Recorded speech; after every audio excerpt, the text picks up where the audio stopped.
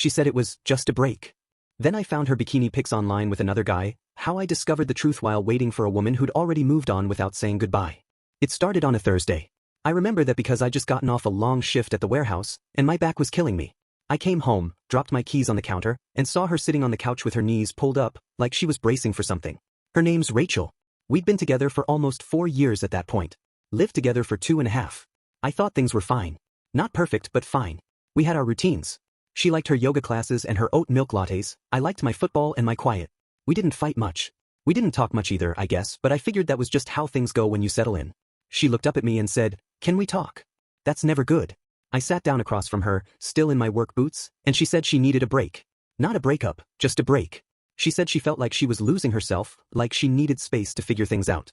I asked her what that meant, and she said she didn't know. She said she still loved me, but she needed time. I didn't yell. I didn't cry.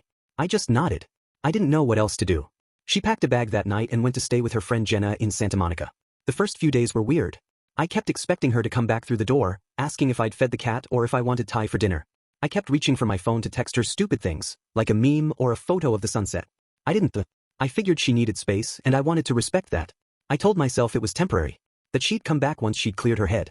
I even cleaned the apartment, thinking maybe she'd see I was trying. A week went by. Then 2. I didn't hear much from her. A couple of texts, short ones. Hope you're doing okay. Just taking time to think. I didn't push. I didn't want to be that guy. I told myself she was probably journaling or hiking or doing whatever people do when they're trying to find themselves. I started sleeping on the couch, even though the bed was empty. It felt wrong to be in it without her. Then one night I was scrolling through Instagram. I don't usually spend much time on there, but I was bored and couldn't sleep. I saw a photo pop up in my feed. It was Rachel. She was in a bikini, standing on a beach somewhere. Her hair was wet, and she was smiling like she didn't have a care in the world. The caption said something like, "Sunsets and soul searching." I stared at it for a long time. I didn't even know what beach that was. It wasn't Santa Monica. It looked tropical. Maybe Mexico. Maybe Hawaii. I checked the location tag. Tulum. I felt something twist in my chest.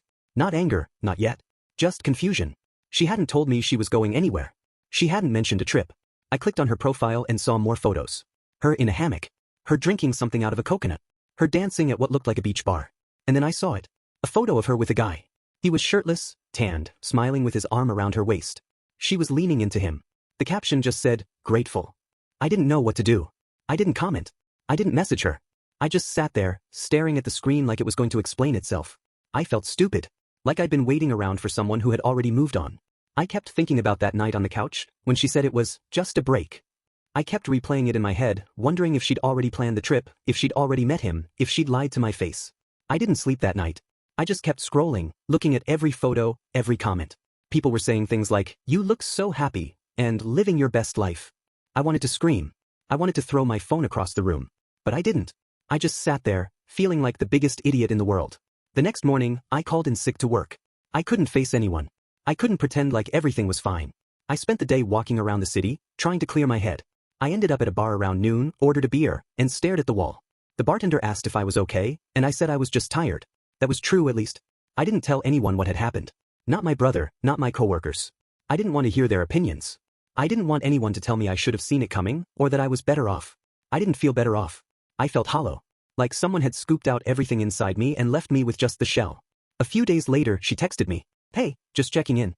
Hope you're doing okay." That was it. No mention of the trip. No mention of the guy. I didn't respond. I didn't know how. I wanted to ask her why. I wanted to ask her if any of it had meant anything. But I didn't. I just stared at the message until the screen dimmed. I started going through our old photos. Us at the lake. Us at her cousin's wedding. Us on the couch with the cat between us. I kept wondering when it had changed. When she'd stopped seeing me as someone worth staying for. I thought about all the times I'd made her coffee in the morning, all the times I'd rubbed her feet after yoga, all the times I'd listened to her talk about her dreams. I thought those things mattered. I thought they added up to something. But maybe they didn't. Maybe I was just a chapter she'd already finished reading. Part 2 coming next. I didn't hear from her again for a while. Weeks passed. I went back to work, kept my head down, tried to focus on the routine. Wake up, coffee, shift, home, sleep. I stopped checking her Instagram. I deleted the app. I figured if she wanted to talk, she would. But she didn't. And I didn't reach out either. I told myself I was done waiting. I told myself I was moving on. But I wasn't. Not really. One night, I ran into Jenna at the grocery store. Rachel's friend. The one she said she was staying with. Jenna looked surprised to see me. She asked how I was doing and I said I was fine. She hesitated, then said, "I thought you knew." I asked her what she meant, and she said Rachel had only stayed with her for 2 nights before flying to Mexico. She said Rachel had met someone online, some guy who lived in San Diego but was traveling through Tulum. They'd been talking for a few weeks before she left. I didn't say anything. I just nodded and walked away. I didn't want to hear more. I didn't want to know how long it had been going on. I didn't want to know if she'd been planning it while we were still sleeping in the same bed. I drove home in silence, gripping the steering wheel like it was the only thing keeping me grounded. That night, I sat on the floor of our apartment and looked around. Her books were still on the shelf. Her yoga mat was still rolled up in the corner. Her mug was still in the cabinet. I hadn't touched any of it. I hadn't moved a thing. I guess part of me thought she might come back. That she'd walk through the door and say she'd made a mistake. That she'd cry and say she missed me. But she didn't. And I knew she wouldn't. I started sleeping in the bed again. It felt cold. Too big. I'd wake up in the middle of the night and reach for her out of habit, then remember she wasn't there. I'd stare at the ceiling and wonder what she was doing.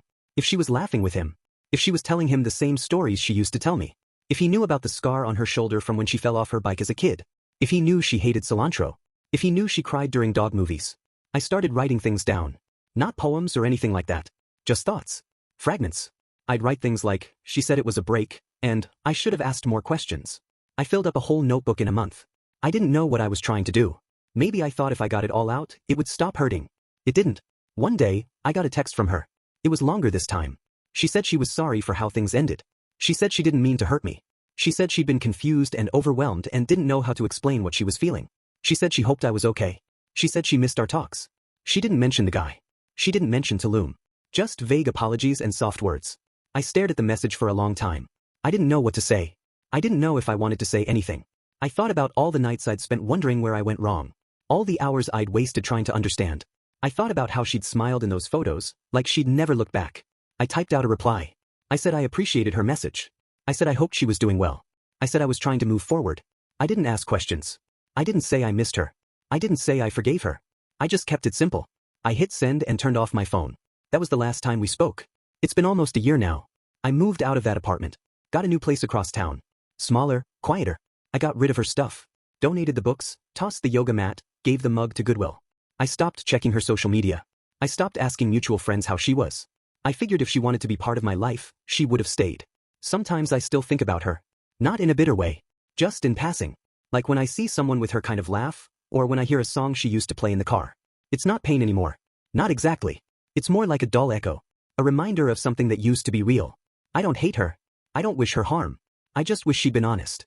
I wish she'd said, I met someone else. I wish she hadn't called it a break. I wish she hadn't left me sitting in that apartment, waiting for a door that was never going to open. But life goes on. People leave. People change. You learn to carry the weight differently. You learn to stop looking back.